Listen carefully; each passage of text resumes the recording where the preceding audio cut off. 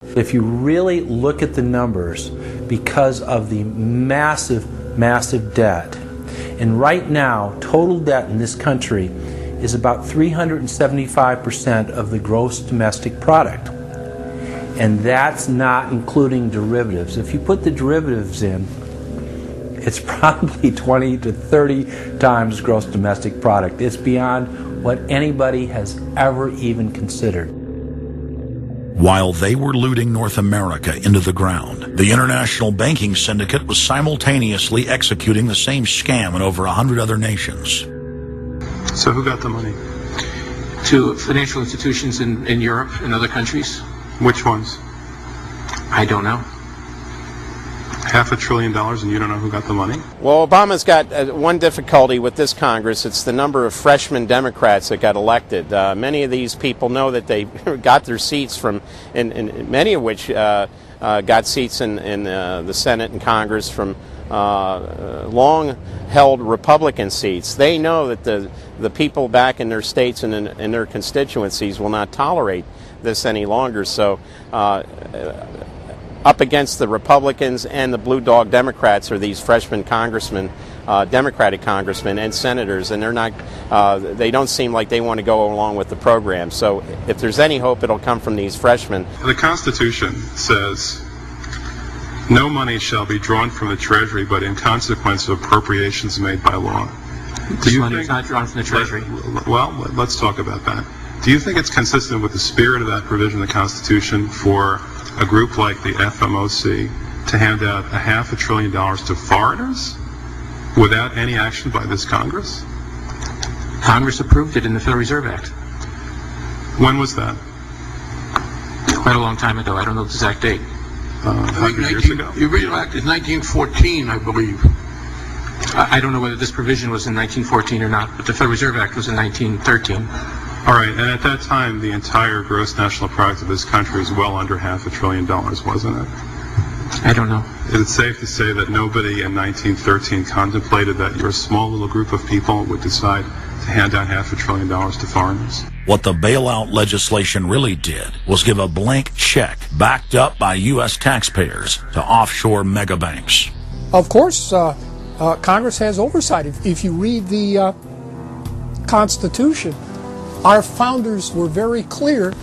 Anything to do with taxes and money is put into the hands of both houses of Congress together.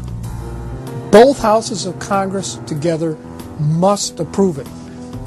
Because it's a buck, because that's why we fought the revolution. Taxation without representation was part of it. Foreign banks, Société Générale of France, about 10 billion for a French bank.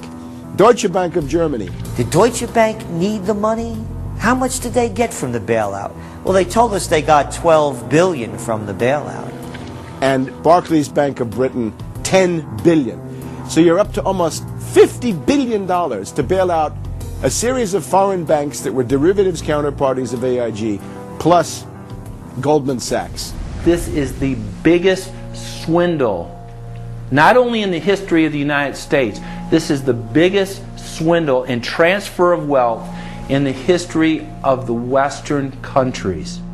And we've seen all these cronies from Wall Street with the combination to the vaults around the country, and they've just looted the Treasury and the banks and the securities industry dry.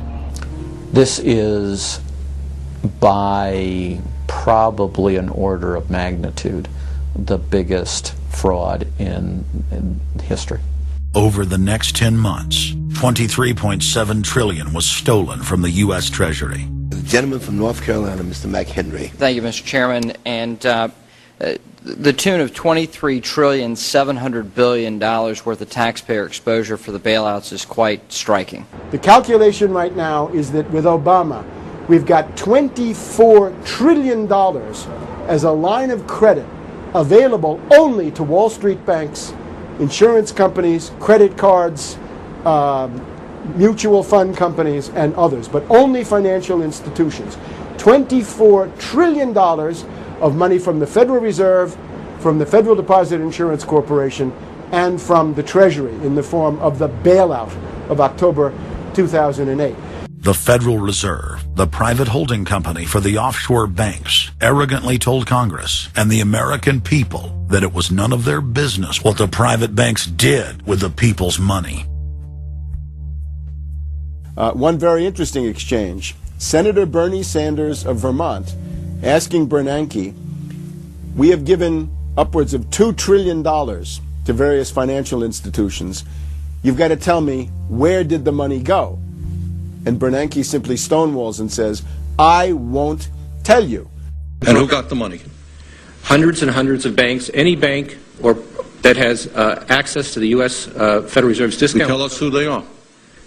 No. Do you have to be a large, greedy, reckless financial institution to apply for these monies? There is no subsidy. There is no capital involved. There is no gift involved. It is a collateralized, short-term liquid loan that is both over-collateralized and is recourse to the company itself. We have never lost a penny doing it. And how can other institutions get those loans as well? According to the law, we are supposed to be lending to depository institutions. Let me just say this, Mr. Chairman. I have a hard time understanding how you have put $2.2 trillion at risk without making those names available, those institutions public.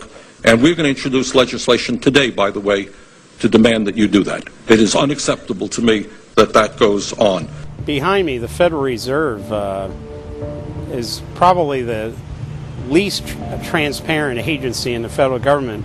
One could even argue that the Central Intelligence Agency is more transparent than the Federal Reserve. The fact is that the American people want to know more of the secrets of the temple, as the book was before you were born, The Secrets of the Temple. The Fed, as you know, is just a monopoly by the bankers. This is simply putting the foxes in charge of the henhouse. Personally, I'd be in favor of Congress just nationalizing the Fed and getting the bankers out of there. They're just stealing from the American people. Put it directly in the hands of Congress and let Congress decide, rather than this cabal of bankers deciding their own rates of profit at the expense of the American people. Since the Federal Reserve's creation in 1913, patriots have labored tirelessly to alert the American people to the true nature of the Federal Reserve. Throughout its 90-plus-year history, most Americans falsely believed that the Federal Reserve was a government agency. But today, scientific opinion polls show that the vast majority of the public is aware of the fact that the Federal Reserve is a front company for an offshore private banking cartel that dominates not just the United States, but almost every other nation on Earth. It's never been written about in any book that I've found as to who gave these guys the authority or permission to be the international bankers for the world. Why would you even need international bankers? Why would any government agree to use them? Why would you need to use them?